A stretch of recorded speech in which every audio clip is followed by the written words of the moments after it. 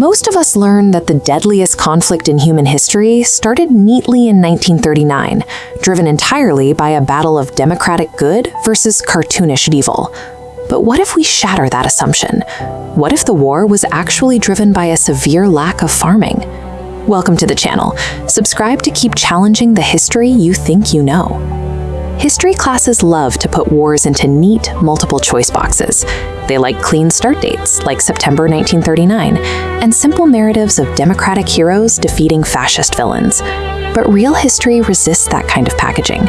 The actual causes and timeline of this war are far more fragmented, complicated, and frankly horrifying than a standardized test could ever capture. Long before tanks rolled into Poland, fighting was already raging in Asia. Japan invaded Manchuria in 1931, and by 1937, their forces were advancing through the heart of China. The combat there was exceptionally brutal.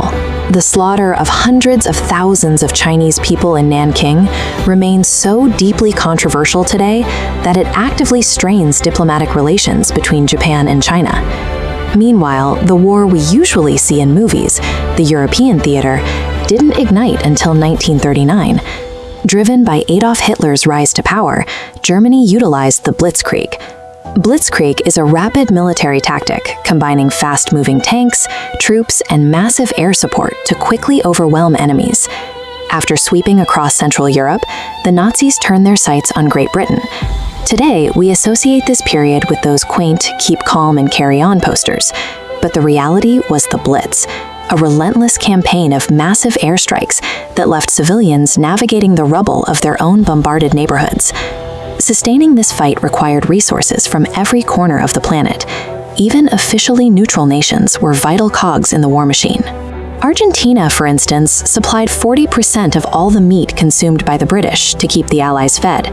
Years before the United States ever fired a shot, the war had already linked the meatpacking plants of Argentina to the bombed-out streets of London and the gates of Chinese cities. Hitler was undeniably evil, but pure ideology doesn't logically explain the seemingly suicidal military decisions made by the Axis powers. Hating your enemies doesn't dictate opening a massive two-front war against Russia or provoking the United States by attacking burning ships in Hawaii. The underlying motive comes down to economics and food. German agriculture was incredibly inefficient, largely organized into small, fractured plots. You can see a farmer here plowing a field by hand, a system that meant Germany desperately needed more land. To become self-sufficient in food production, this map shows the projected scale of their solution. Hitler constantly spoke of Lebensraum, or living space.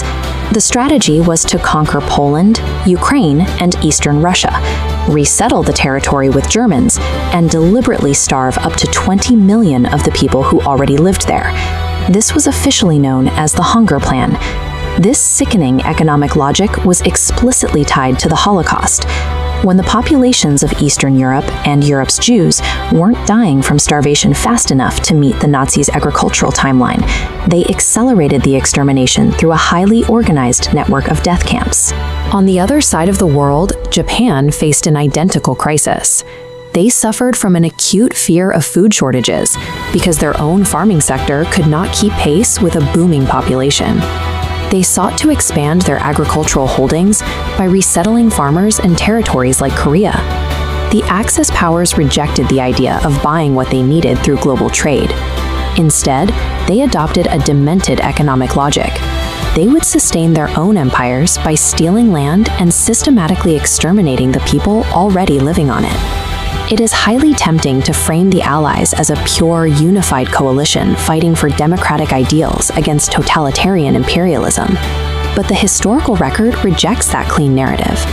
One of the most vital powers in the Allied war effort was Joseph Stalin's Soviet Union, a regime that consistently tied for last place on every scale of democracy and human rights. Then you have the British. They were actually the largest imperialists of the entire war.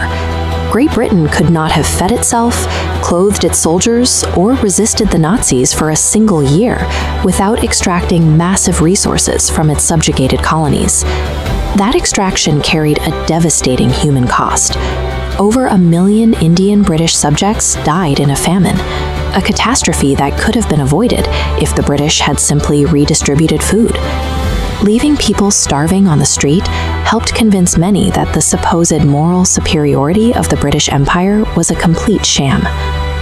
Defeating the Axis powers required immense sacrifice, but the victors only managed to win by relying heavily on totalitarian dictatorships and the deadly exploitation of colonized peoples. This brings us to the terrifying reality of a total war.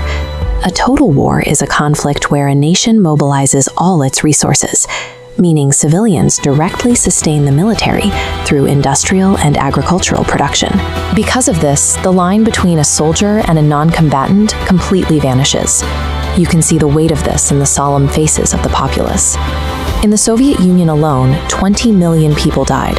The vast majority of those victims were entirely civilians. Because civilians were now considered legitimate military targets, both sides bombed them indiscriminately. You can see the gutted ruins of civilian infrastructure left behind in places like Dresden and Tokyo, and ultimately, the absolute devastation brought by the atomic destruction of Hiroshima. The Holocaust highlights the darkest irony of this era. The very pillars of Western progress, meticulous record-keeping, industrial assembly lines, and advanced technology, were optimized for the sole purpose of mass slaughter. We like to think of the Enlightenment and the scientific revolution as pure leaps forward for humanity. But the grim math of this era forces us to question if those advancements actually brought real progress, or if they simply made us horrifyingly efficient at killing each other. Does learning the economic and colonial truths behind the conflict change how you view the so-called good war? Let us know your thoughts in the comments below, and don't forget to like and subscribe for more History Unboxed.